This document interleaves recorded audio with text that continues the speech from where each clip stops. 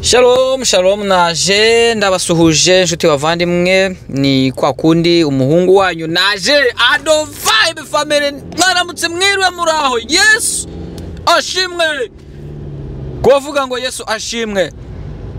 Amahoro y'Imana abane natwe twese nk'umuryango ndabasuhuje ndabagumbiriye cyane ndabahaye shalom. Imana y'amahoro ibahe umugisha.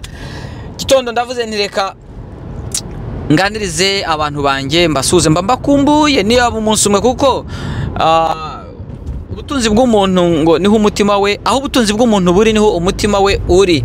Muri iyi minsi rero mbafite nk'ubutunzi bukomeye cyane ku buryo mba numva gutinda kubegera ari urubanza cyangwa se umutima unyishyuza uti none se umuryango bite kizigenza.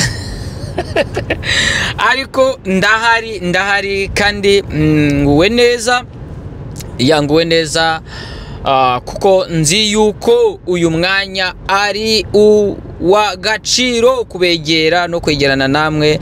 Ndabashimiye cyane ngomeje kubashimira abanyereka urukundo, abanyereka ubufatanya, abanyereka umurava. Ndashimiye cyane abantu musangiza ibiganiro ku hirya no hino, abantu bakure kandi nukuri reka dukomeze dukure. Ni wowe nanjye we warangije kuba umunyamuryango nk'umunyamuryango. Intego ni ukugaba amashami, intego ni kubwira abo hirya no hino icyo turiho, amagambo dufite, amagambo meza. Nugutinda mu rukundo reka tuhatinde, nugutinda mu mpugurano reka tuhatinde, nugutinda mu bintu byiza byubaka sosiyete, byubaka umuryango reka dutinde aho ngaho, reka dutinde mu magambo meza. Kabone nayo twayasubiramo ariko reka tuyatindemo, nta kosa. Umucuruzi burya atinda mu bucuruzi, niho abatekereza umugati mu gitondo na nijoro, nibyo abatekereza icyateza imbere business ye. Buri munsi akingura iduka kugira ngo umukiriya ataza akamubura, kandi nawe intego ze zitazaburizwamo no kuryamira no gutinda no kwibagirwa. Oya, bivuga ngo aho ubutunzi bw'umuntu buri niho umutima we uri. Aha hantu rero urukundo, ubusabane, kubaka umuryango, gukomeza aho ngaho biri mugora tubivuga. Shop tubiguramo nukuza gutya kuri uru rubuga tukavuga nawe ukumva, noneho ugasakaza burya wenda mbishyire mu kinyarwanda cyangwa mu rurimi rusobanutse byumvikana. Iyo uri umukiriya mwiza ku mucuruzi urangira abaguzi bandwa ngo kwa kanaka hari igicuruzwa cyiza, kwa kanaka hari ibicuruzwa byiza. Kuri Ado Vibes hari amagambo meza, hari amagambo y'abavandimwe, hari amagambo y'umuryango, amagambo azana abantu hamwe, amagambo acururutsa umutima. Ndongeye mvuze iri jambo ngo imitima yacu, ubuzima bwacu bwa buri munsi birakwiye yuko twumva amagambo yururutsa atubwira ngo komera, akubwira ngo nubwo barayutekereza bya bindi ukabona yuko bigukomereye, ufite gahunda nyinshi, ufite ibyifuzo, ufite imishinga, ibyo bituma uryama ibitotsi byawe ntibishyitse neza. Ariko iki gitondo cyangwa se umugoroba aho uri, igihe cyose wumviye iki kiganiro, ndagukomeje ngo we gucika intege mu bitekerezo. Umuntu abasha gutekereza akabona inzira zisa nk'izirenze, ariko reka nkubwire, kuva ukiriho nicyo gishoro cya mbere. Kuba ugihumeka ukishuna kare ukumva ubuzima burimo, icyo ni igishoro kandi kigutera ibyiringiro, kigutera imbaraga yuko ushobora kuryama ugasinzira nta nzira waryamanye, ariko wabyuka ukumva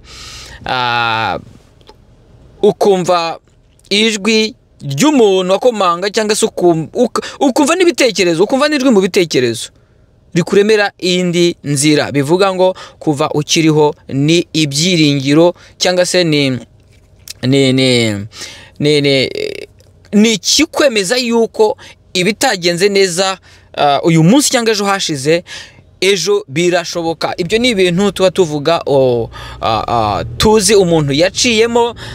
Njyewe naciyemo, hari aho nageraga nkumva se none aha ngaha ndaharengane, hahandi ugera ukavuga uti mbega umunsi mubi. Hakaba n'igihe ndetse bumva yuko uwo munsi kubereye mubi, ndetse cyangwa se rimwe na rimwe ugasanga bamwe mu bantu, hari abantu bafite iminsi barangije kwanga, twavuga uti ngewe umunsi w'iyi tariki uku kwezi ndawanga kubera yuko niho nibuka ibibi nahuye nabyo.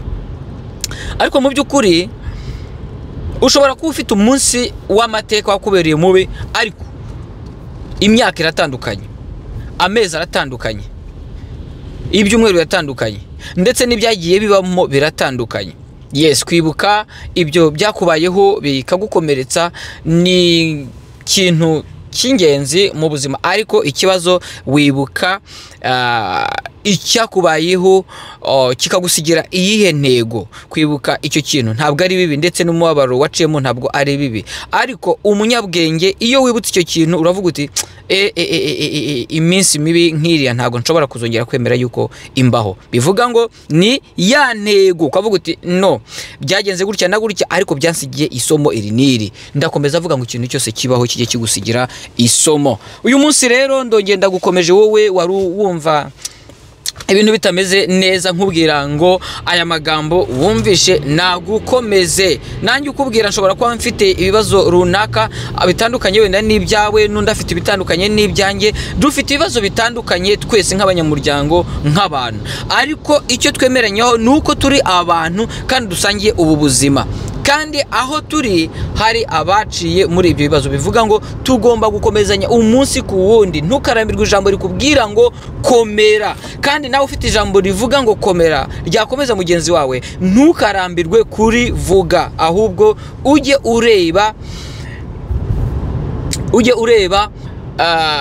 ujye wireba nk'ufite umumaro mu buzima bwa mugenzi wawe, haba mu bifatika, haba mu kuvuga amagambo ahumuriza nka gutya. Hariho abantu babaho bakamara igihe mu buzima bw'ubwigunge bitewe n'impamvu z'umuryango barimo.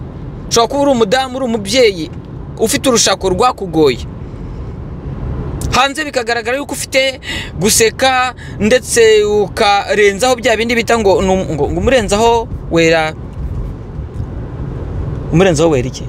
Ibijumba. Ariko buri umurenzaho wera ibijumba, ariko buryo umurenzaho wera ibijumba utandukanye n'umurenzaho wo mu mutima, n'umurenzaho w'ubutaka. Hari abantu rero bafashe imigani nka gutyo. Ni byiza imigani tuyubahe, ariko isobanuwe neza kandi ikagira ibyo isanishwa nabyo, ariko ikagira n'ibyo yigisha, ndetse ntibibe imvugo gusa, ahubwo bikaba gusesengurwa ukareba ese koko niba umurenzaho tuzi wera ibijumba ari wa wundi ibijumba turya mu gishanga, umurenzo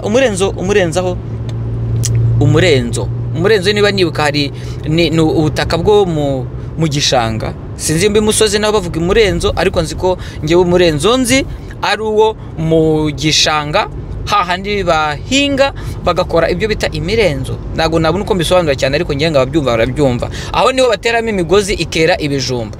Uwo mugani rero uvuga ngo umurenzaho wera ibijumba, bivuga ngo kurenzaho mu gahinda ufite ukarenzaho, mu bikubabaje ukarenzaho, mu maganya ufite ukarenzaho, ngo wera ibijumba. Ahari wenda bishobora kuba ari mu buryo bwo kwihangana. Kwihangana rero ni byiza, bivuga ngo ushobora kurenzaho uyu munsi, ushobora kwihangana ejo ukarokorwa. Bivuga ngo wenda uyu munsi kwihanganira bya bintu bikaba ari kwa gutera ya migozi se, hanyuma ejo noneho gutabarwa bikaba ibyo bya bijumba. Ntago mbizi, ndimo ndabigira nk'uko bindi mu mutwe, ariko umurenzaho ntabwo dukwiye buri gihe nanone kurenzaho. Biba byiza kuvuga, biba byiza kubwira umuntu ukafunguka ukavuga uti ariko ndumva mu mutima wanjye mfite ikibazo kimeze gutya na gutya, ni ukuri ndumva pe byananiye. Ikindi wowe ubwibira ijambo, umuntu wese uza kwegereye akubwira ijambo, burya bakeneye irindi jambo ryiza rikuvamo, rimuhumuriza, rimubwira riti, ushobora kuba ufite inama wamugira uti ibyo nibyo kibazo, nyamara ugize gutya na gutya wabonamo igisubizo. Ushobora kubona igisubizo kiguturukaho kuri wowe. Ikindi akanda agashyiramo, niba umuntu akubwiye ikibazo ukaba wumva ugifitiye igisubizo, wirindira ko icyo kibazo gikemurwa n'undi, ahubwo tugire wa mutima w'urukundo, wa mutima wo gutabarana, wa mutima wo gufashanya, wo kugirana inama. Ubushize navuze ku kintu cyo kwemera guca mu bigeragezo, kubera yuko ibyo bigeragezo bishobora kugusigira inama zafasha abasigaye inyuma. Ikindi kandi nawe ntiwemere ko muri bwa buzima bwo guhora urenzaho, ahubwo ukarenga ibyakubayeho, ukamenya yuko imbere ari heza, ugahora na wa mutima uri positive, mbari ko vuga positive mindset, uvuga uti byanga bikunda nubwo yampemukiye, nubwo iki kibazo cyabaye, ariko ndakomeza gushaka, ngomba kubona igisubizo cy'iki kibazo. Nagize inshuti ariko ngomba kubona inshuti nziza. Umutima nama wawe urakora, ubwenge bwawe burakora, hanyuma isomo wafashe ejo rishobora kukubera umuyobora mwiza mpaka ugeze ku nshuti nziza, inshuti magara izakubikira ibanga. Aribyo navuze ngo ubuhamya bwawe nawe bugire undi bwubaka, bugire undi bufasha. Mwaramutse shoferi, amahoro y'Imana bane nawe, ndagusuhuje kandi ndakwifuriza amahoro. Nawe bwira abantu ngo kikuri ku mutima. Shalom shalom, ndabashuje mwese, Iteka Imana akomeze kubishimira, turabakunda cyane kuri Ado Vibes. Umunyamuryango wa Ado Vibes uyu munsi akaba ari we wabaye shoferi. Imana imuhe umugisha, turamwifurije nkuko nawe awe bifuriza. Buri munyamuryango wa Ado Vibes agomba kwifurizanya amahoro, ubumwe, iterambere rishyitse kandi rirambye. Nanakomeza kwihanganisha bari mu bihugu hirya no hino bishobora kuba bafitemo ibibazo. Sinabura kuvuga bagenzi bacu bari Mozambique, ndabafite cyane, ndabareba mu gikari, turakominikana cyangwa se turavugana, ariko naha ngaha murahari. Ndabihanganishije ibibazo bihari, turabibona, ariko turimo turavuga ngo Mana batabare, Mana bagirire neza, Mana bashyiremo imiyaga, Mana hosha ibi bintu byose. Ntabwo ari Mozambique gusa, ni hirya no hino muri Afurika, mu bihugu bitandukanye, ku migabane itandukanye. Ibyo byose nibigaragaza yuko isi turiho ari ko iteye. Uyu munsi bimeze gutya, ariko ejo siko byari biri. Twizere yuko nejo atari ko bizaba biri, ahubwo hari ibibazo. Twizere yuko ejo ari ibisubizo, kandi aho dufite amahoro natwe tugira amakenga, dukumira umutekano wacu n'ubusugire burambye bw'ibyo dufite. Ndavuga mu mutima cyane, ndibanda cyane mu mutima, umubano nyubanye na mugenzi wawe, usigasire uwo mubano wawe, wirinde ko hazamo ikintu icyo ari cyo cyose k'igitotsi. Ibyo nibyo bishobora gutuma tubaho turambye mu cyizere cy'ubuzima bufite icyizere kirambye, ubuzima bufite icyizere kirambye. Imana yo mu ijuru igomeze itwiteho. Nifuje nanone kuvuga ku kintu gikomoza ku mibanire y'imiryango, nise imiryango ibiri, umuryango waba diaspora's family n'abantu bacu bo kwivuko.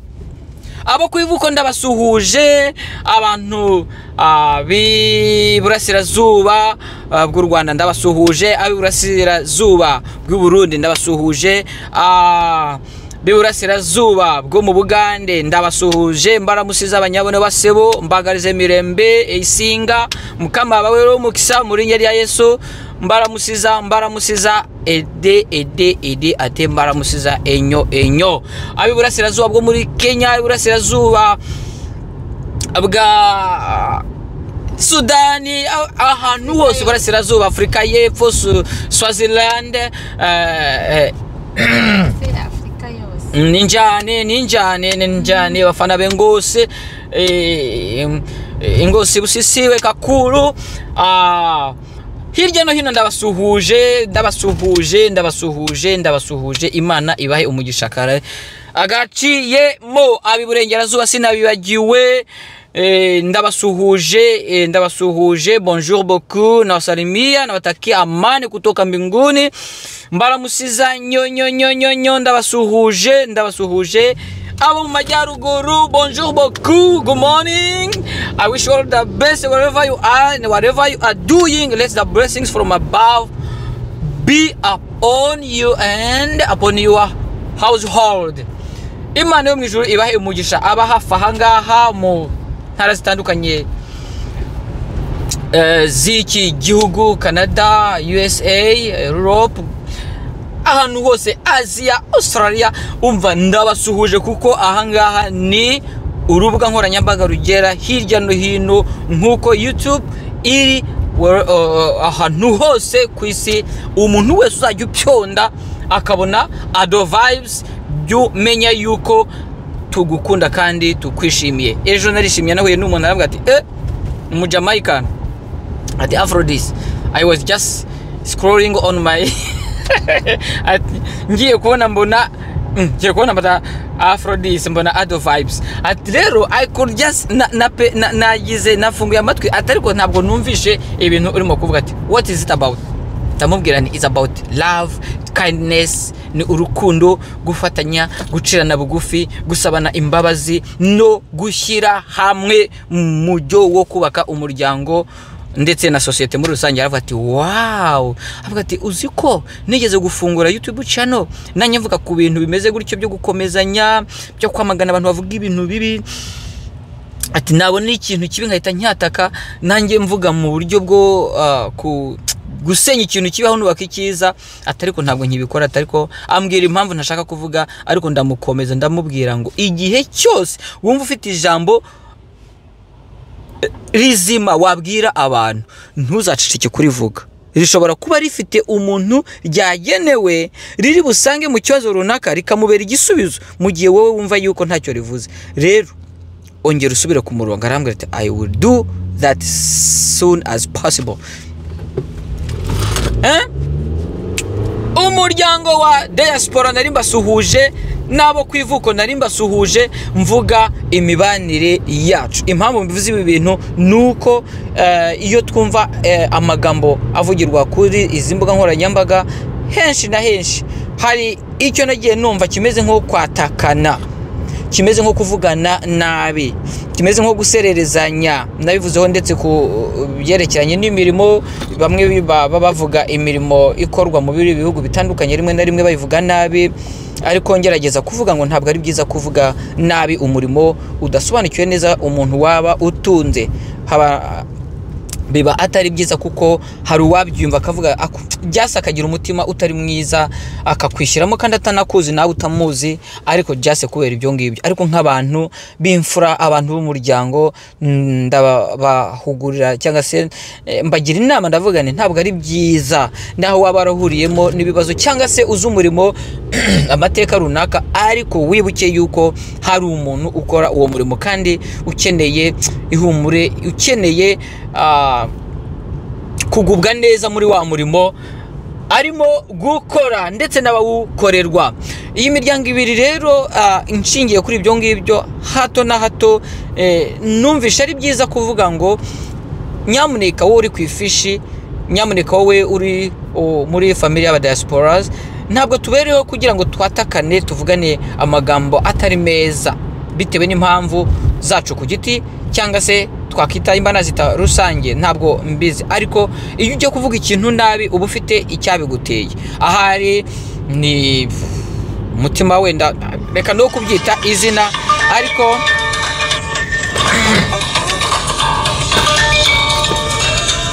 numvishe nabivugaho. Si byiza yuko tubaho dusa. Turakomeje. Narimo kuvuga ko dukwiye kubaho nk'imiryango ibiri ariko iberanye maso.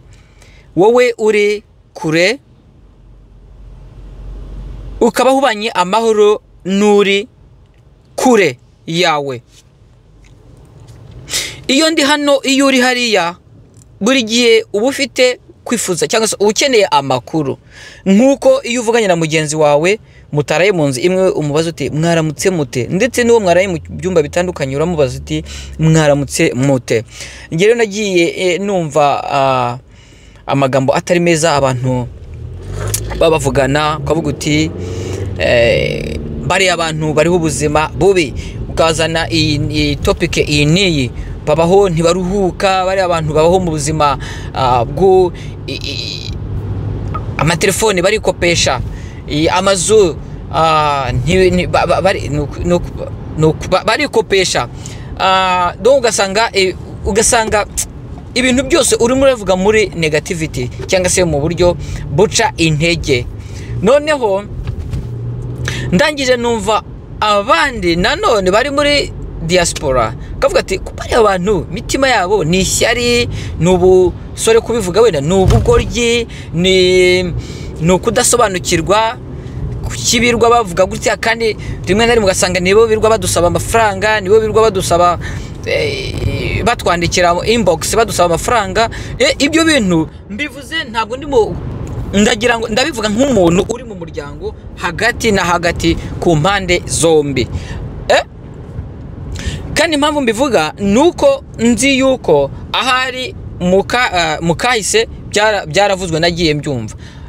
Nejo bundi hari umuntu ushobora wari ufite cyangwa se ufite uwo mutima wo kuguma ibyo biganiro abizana, ariko ndababwiye niye nyungu irimo. Ese ayo makuru duhanahana niyo meza, niyo afitiye umumaro, niyo mazima dukwiye gusangiza wa muntu utazi ibibera hirya no hino? Ndabizi yuko hari abantu benshi cyane baba bifuza kureba hanze mu kwifishi cyane kuko cyangwa se mu gikari tuba dufite abantu benshi cyane. Bite mwadufasha gute, niki wambwira amakuru, ese nacaye kugira ngo magere? Kubera iki abafite impamvu ze, ariko niba agiye kuri YouTube agasanga biracika, murimo muravugana nabi, imirimo mibi n'abatinuri kibi bariho nabe, ibyo bintu nukuri cyangwa bimaze iki muri societe turimo? Kuki mutabwirana amagambo avuga ati hariya bimeze gutya, ugiyeyo wakitwara gutya, urimo gutegura urugendo rwawe warutegura gutya? Ntabwo ukwiye guhubuka ngo wumve yuko ugiye gusoroma amafaranga ku giti, ahubwo hari ahantu na ahantu habakozi, na ahantu ugera ugakora hatandukanye na hano, na ahantu hari opportunities, hari imirimo, ariko iyo mirimo isaba kuba ufunguye mu mutwe, isaba kuba utari umunebwe.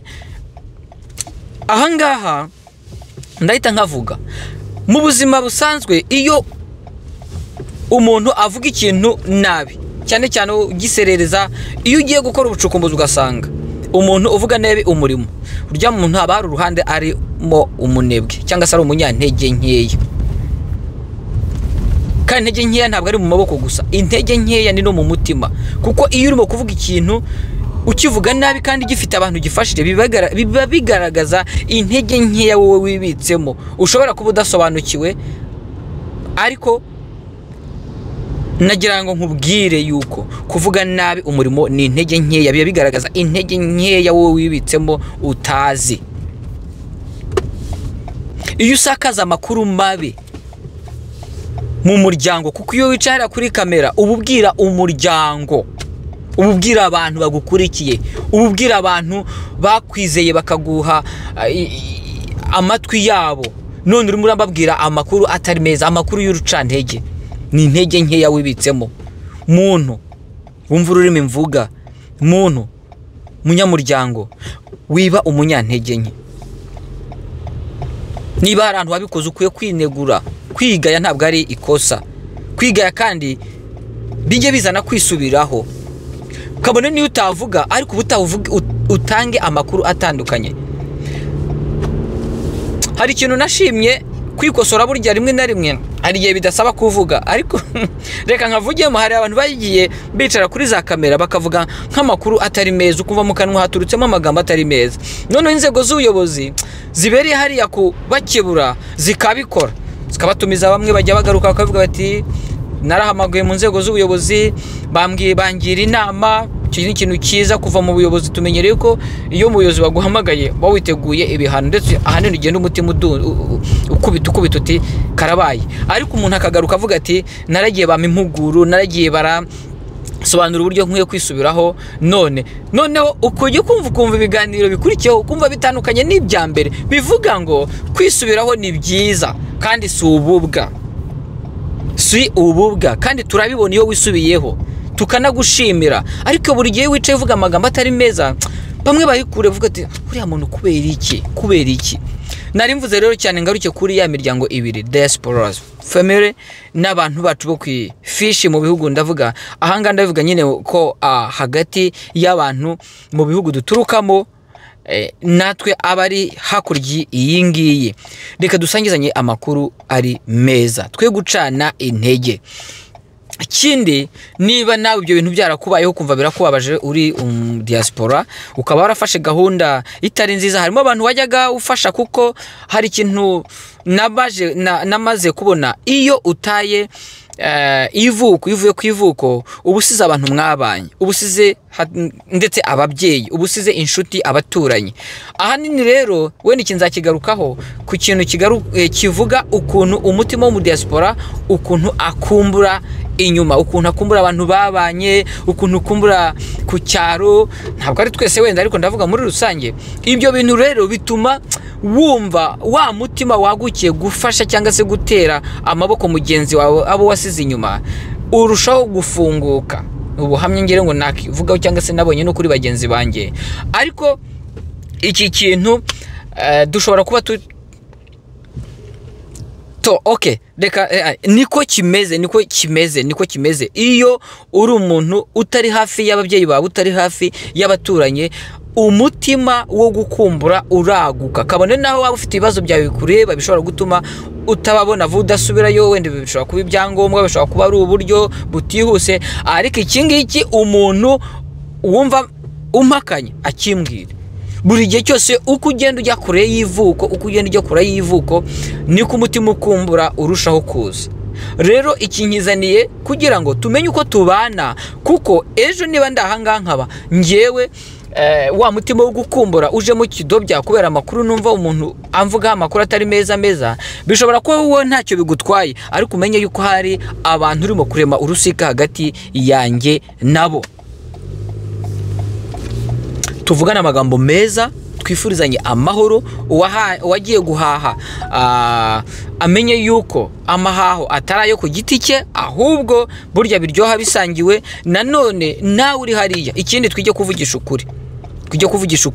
Niba ukeneye ubufasha kuri mugenzi wawe umubwize ukuri kandi ugaragaze ubupfura, ube inyanga mugayo. Byose tubikore twubaka sosiyete, tubwirana amagambo meza, duhanehane amakuru, tugirana inama, aho bishoboka dufatikanye, tudasererezanya. Ibyo bintu mpamya yuko tuzaba twubaka umuryango mwiza, tuzaba twubaka sosiyete. Dutinde mu makuru meza, dutinde mu magambo meza, dutinde mu bintu byubakana, dutinde mu bintu byifurizanya amahoro n'imigisha. Tuhane mwaramutse. Nibyo nari mfite muri iki gitondo. Diaspora family, namwe abo kwivuko, duhoberane tubwirane ngo amahoro asagambye, amahoro yubaka, amahoro y'iterambere niyo twifurizanyije muri iki gitondo. Kuri uyu munsi wumva iki kiganiro, niba waragize umutima mubi ukavuga uti bari abantu bahora badusereza bavuga amagambo mabi kuri twebwe, azongera abone ubufasha bwanjye, azongera abone oya. Kandi ubufasha bushobora kuboneka hagati yacu twembi, ushobora kubona gukenera ubufasha ku wasigaye hariya, cyangwa se n'abashobora gukenera ubufasha kuri wowe wagiye. Twe kugira imitima mibi iturutse ku biganiro twagiye twumva. Niba ubaho mu buzima buguhaye amahoro kandi mu buzima ugeraho wakoresheje imbaraga zawe, ibyo bigutere confidence, ugiye confidence uko witunze kandi utunze ndetse utunze na benshi, utunze n'abandi, utunze n'abandi. Nawe ufite amagambo yajyaga asesereza mu kanwa kawe, bigatuma umuntu uyumva atayumva neza. Isubireho. Turimo umuryango mwiza. Niba uri ku ifishi, ntago ari impamvu yo kugira ngo wicare uvuga nabi abantu abo wita abadiaspora cyangwa se abadiaspora. Uko bariho n'uburenganzira bwabo, icyo wowe ushoboye ni ukubasabira umugisha bagahaha bakaronka mu nzira imwe cyangwa indi, ukabifuriza ibyiza, kuko umuntu urimo kusereza uyu munsi ejo ntabwo uzi uko azamera. Ndetse twemeranye yuko ntabwo uzi aho muzahurira. ntago dutegana iminsi, ariko iki ngiki ni ikintu kizima dukwiye kuvuga kandi tugatindaho muri societe. Wivuga nabi abantu utazi aho bari, wivuga nabi abantu utazi uko babayeho. Kuvunika si icyaha, kuvunika si ikosa, ariko nyuma yo kuvunika ufite ihe ntego, ko ari cyo buri gihe mpora mvuga. Ese urimo urakora kugira ngo ejo nejo bundi izo mvune zizagabanuke? Wowe urimo kuvuga nabi imvune abantu runaka bahura nazo, niyo nama, niwo musingi, niyo musanzu urimo kubaha, niyo nama nziza urimo kugira generation cyangwa se urubyiruko ruri inyuma rushobora kuzaca muri ubwo buzima, cyangwa urimo uraca intege abantu bakazaciye muri ya nzira yowe uvuga nabi, nyamara bakazabaho ubuzima bwiza imbere. Wisiba amayira. Kuvuga nabi umurimo ni ugusiba amayira y'abantu wari kuzatunga, ni uguca intege abo utunze. Ntabwo ari byiza. Murakoze nshuti bavandimwe, ndabashimiye kandi nongera mbasaba ngo dusakaze amakuru meza, dutinde mu magambo meza, dukomezanya twubaka umuryango ukundanye, umuryango wihanganishanya, umuryango usabana imbabazi kandi ucirana bugufi ndetse uhanahana amaboko mu buryo bwose. Ado Vibes ntabwo irambiwe, ntizarambirwa, ahubwo izahoraho ibabwira ibyiza kandi dusanganya. Ikindi nsoza ndasaba mu bitekerezo dutanga, vuga uti nanjye mfite inkuru, noneho dutangiye uti mfite inkuru numva nasangiza, ndabatumiye kugira ngo tumenye uko dushyira ibintu ku murongo. Igihe runaka shobora kubona ukavuga uti reka dupange kiganiro dushyireho tubwire abantu, ibyo tukabikora. So karibu, mbashimira, mbakomeza ngo musangizanye izi nkuru, kandi utarapyonda pyonda mushinga ntahe, pyonga kuri subscribe, hanyuma usharing ibiganiro kandi liking, aho hose nibiduteza imbere. Imana ibahe umugisha. Ndababwiye ngo shalom, amen, bye bye.